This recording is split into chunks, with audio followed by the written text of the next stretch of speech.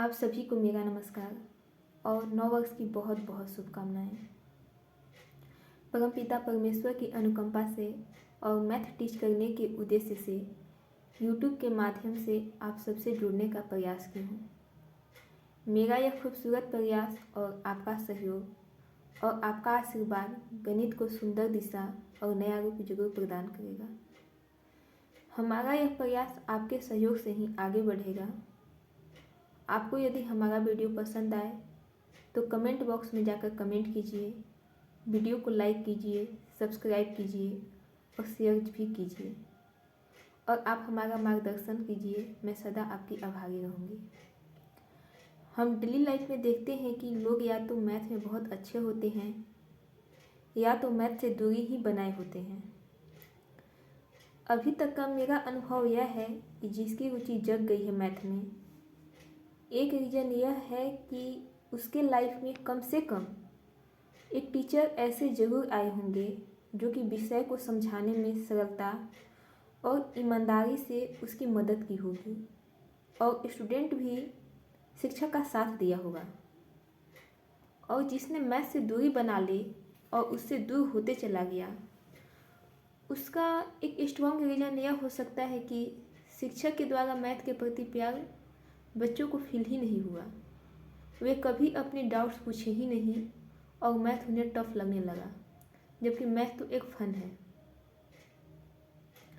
दूसरा reason, math के प्रति बच्चा शुरू से ही मन में एक वहम बैठा लिया और साइकोलॉजिकली उसने डिस्टेंस बनती गई। मैथ को सब्जेक्ट की तरह नहीं बल्कि फन और लैंग्वेज की तरह देखें। मैथमेटिक्स की अपनी एक भाषा होती है। उस भाषा को हम यूनिवर्सल लैंग्वेज कहें तो गलत नहीं होगी। मैथमेटिक्स भगवान की सबसे खूबसूरत क्रिएशन में से एक है और उसे आप सभी खुले दिल से स्वीकार कीजिए। हम भले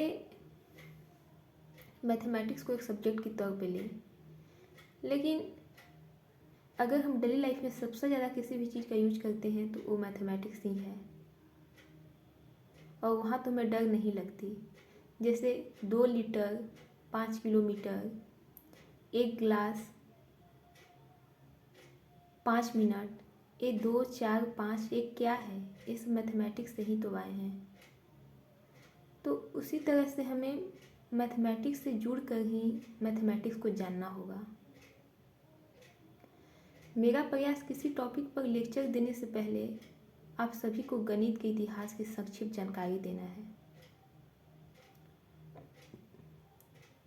उम्मीद करती हूँ आप सब हमें अपना कीमती समय देकर ज़रूर सुनेंगे और मेरा मार्गदर्शन भी करेंगे और हमसे जो भी गलतियाँ होगी उसके लिए हमें माफ़ भी करेंगे।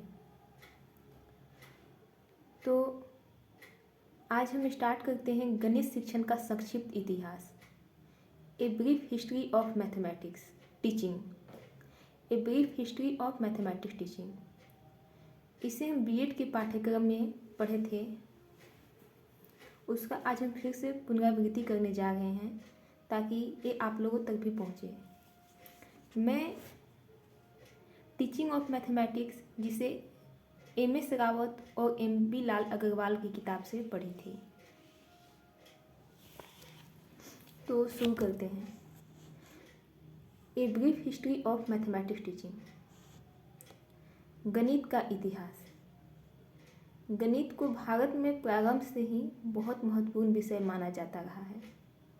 वेदांग ज्योतिष 1000 ईसा पूर्व में गणित की महत्ता पर प्रकाश डालते हुए लिखा गया है, जिस प्रकार मयूरों की शिखाएँ और सर्पों की मणियाँ शरीर में सर्वोपरि मूर्धा पर विराजमान है, उसी प्रकार वेदों के सब अंगों तथा शास्त्रों में गणित शिरोमणि है। जिस प्रकार मयूरों की शिखाएँ और सर्पों की मणियाँ शरीर में सर्वोपरि मूर्धा अर्थात मस्तक पर विराजमान है, उसी प्रकार वेदों के सब अंगों तथा शास्त्रों में गणित शिरोमणि है। प्रसिद्ध जैन गणितज्ञ महावीराचार्य ने गणित के संदर्भ में तो यहाँ तक कहा है, बहुत अधिक प्रलाप करने से क्या लाभ है। इस सचराचर जगत में जो कुछ भी वस्तु है वह सब गणित के बिना समझना संभव नहीं है। यह तथ्य भारतीय मनीषियों, दार्शनिकों और तत्ववेताओं को भली भांति ज्ञात था। इसी कारण उन्होंने प्रारंभ से ही गणित के विकास पर विशेष ध्यान दिया। जब अरब एक यूरोपीय देशों में गणित का ज्ञान नगण्य था, भारत इस क्षेत्र में महान उपलब्धियां अर्जित कर चुका था। अरब और अन्य देशों से लोग व्यापार के लिए भारत आते थे और वे व्यापार करने के साथ साथ यहाँ की सरल गणना पद्धतियों को भी सीख गए। उन्हीं के द्वारा यह ज्ञान अरब देशों से होता हुआ यूरोप तक पहुँचा। समय समय पर विदेशी ज्ञान जिज्ञासु भी आए तथा उन्होंने यहाँ के अद्वितीय गणितीय ज्ञान को प्राप्त कर अपने देश तक पहुँचाया। यह कहना अतिशयोक्तिपूर्ण न होगा कि 12वीं शताब्दी तक भारत गणित के क्षेत्र में विश्व का गुरु था।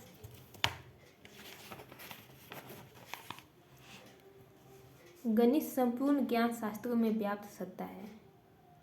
यह आदर्श व्यवस्थापन की सर्वोत्तम एक मात्रा ज्ञान राशि है जो कि मानव संस्कृति का प्राण है। आदिम जातियों की भाषाओं के अध्ययन एवं संबंधित विलुप्त भाषाओं यानी कि एक्सटिंक्ट लैंग्वेज के अनुसंधान गणित के विकास प्रक्रम की ऐतिहासिक पृष्ठभूमि उपलब्ध कराते हैं। इनसे पता चलता है कि गणित जैसी आभासी यानी कि एपेरेंट सरलतम प्रक्रियाएं यानी कि सिंप्लेक्स प्रोसेस को भी वर्तमान प्रक्रमों के लिए व्यवस्थापन आवश्यक गुण है। प्रारंभिक लेखों से भी यह प्रेक्षण प्राप्त हुआ है। मूर्त वस्तुओं के समुच्चयों यानी कि सेट्स को प्रतीकों से लेकर सामान्य संकेतों तक संख्याओं के रूप में प्रस्तुत करने की प्रक्रिया मानसिक रूप से अति कष्टप्रद रही है। आभासी सरलतम गणितीय संख्या पद्धति यानी कि न्यूमेरल सिस्टम या नंबर सिस्टम अस्तित्व में आई। गणित की उत्पत्ति अति विकसित शहरी सभ्यताओं यानी कि अर्बन सिविलाइजेशंस और सुसंगठित आर्थिक संस्थितियों यानी कि वेल ऑर्गेनाइज इकोनॉमिक कंडीशंस के ढांचे में हुई। महान पाश्चात्य प्राचीन संस्कृतियों बेबीलोन, मिस्र, ग्रीस, रोम में से मिस्र और रोम में गणित का विकास क्रम प्रारंभिक अवस्था तक ही रहा। पाश्चात्य और भारतीय गणित के विकास क्रमों का इतिहास अलग अलग है। यहाँ पाश्चात्य और भारतीय गणित के विकास को ऐतिहासिक परिप्रेक्ष्य में अलग अलग प्रस्तुत किया जा रहा है। पाश्चात्य गणित का विकास कालखंड, development periods of western mathematics. संस्कृतियाँ मानव विवेक की उत्पाद है।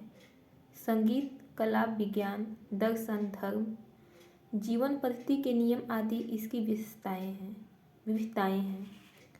स्पष्ट है गणित का उद्गम इस उद्भव का समकालिक है। कालक्रम में इसके लिए निश्चित बिंदु का निर्धारण करना संभव नहीं है। ऐतिहासिक अवशेषों एवं स्मृति चिन्हों के विश्लेषण से इस संबंध में कुछ अनुमान ही लगाए जा सके हैं। इस प्रक्रिया में विभिन्न विद्वानों ने जो निष्कर्ष निकाले उनके अनुसार गणित के विकास को निम्नलिखित कालखंडों में प्रस्तुत किया जा सकता है।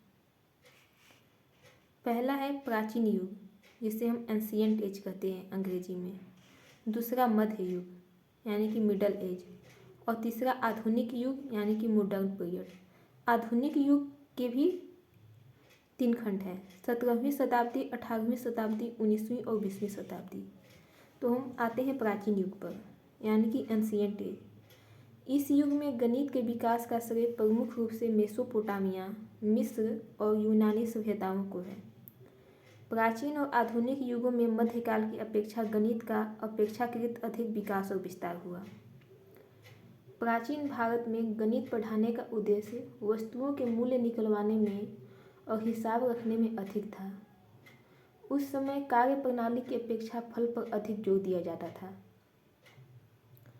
अब हम आते हैं भारतीय गणित का विकास कालखंड, periods of development of Indian mathematics.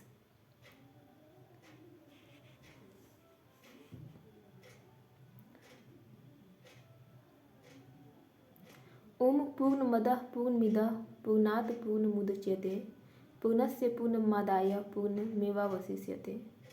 यह मंत्र पूर्ण के युग धर्म की बीजक है। परम ब्रह्म सच्चिदानंद सब प्रकार से पूर्ण है। यह जगत भी पूर्ण है, क्योंकि उस पूर्ण से ही यह पूर्ण उत्पन्न हुआ है। पूर्ण के निकाल लेने पर पूर्ण ही शेष रहता है। शून्य का आकार गोला है, यानी कि 0 + 0 = 0 और 0 - 0 = 0, यानी कि 0 को 0 के साथ जोड़ने पर 0 आता है और 0 को 0 में से घटाने पर 0 आता है। विभिन्न वस्तुओं को एक नाम देना ही गणित है। प्रत्येक विषय अपनी विकास प्रक्रिया में आगे अपनी प्रगति के लिए गणित संबंधी निष्कर्षों, विधियों और तकनीकों का ही सहारा लेता है।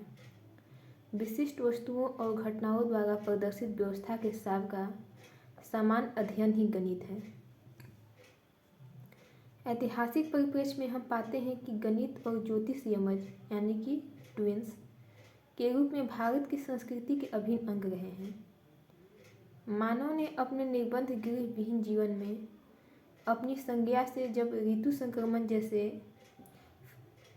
आवृत्त्यात्मक प्राकृतिक परिवर्तनों को जाना, जब उसने इनके प्रभावों से उत्पन्न अनेक प्रकार के फूलों, फलों, अणु आदि को भोगा, तब से उसको प्रकृति में कालिक आवृत्ति का आभास हुआ, यानी कि पीरियोडिक का फ्रीक्वेंसी का आभास हुआ।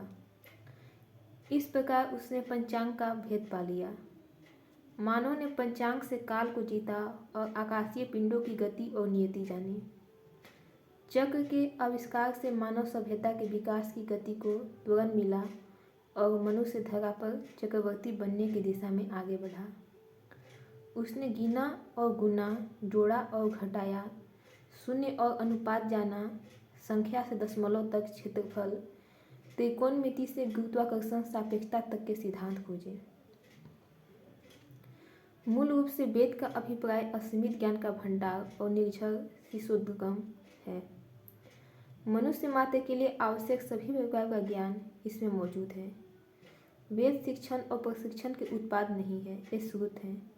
ये सत्य दुष्टाओं की वाणी से मधुर गीतों के रूप में स्वयंमेव प्रस्फुटित हुए हैं। सभी वेद मंत्र और सूक्त त्रिआयामी अर्थ वाले हैं। एक मंत्र की 2 पंक्तियाँ जहाँ एक और कृष्ण की स्तुति करती हैं, वही इससे शिव स्तुति भी होती है। गणित भी यह मंत्र पाई वृत्त की परिधि और त्रिज्या का अनुपात के 10वें भाग को दशमलव के 32 अंकों तक प्रस्तुत करता है। वैदिक सूत्रों यानी कि वैदिक फार्मूला और समीकरणों यानी कि इक्वेशंस के द्वारा जटिलतम और लंबी गणितीय प्रक्रियाओं को 1-2 शब्दों में ही प्रस्तुत किया है। तो आज इतना ही, और आपको अगर हमारी यह वीडियो अच्छी लगी हो तो आप हमें कमेंट बॉक्स में बताएं, हम कंटिन्यू करेंगे और फिर आगे हम मैथमेटिक्स के टॉपिक पर हम अपना लेक्चर लाएंगे। धन्यवाद।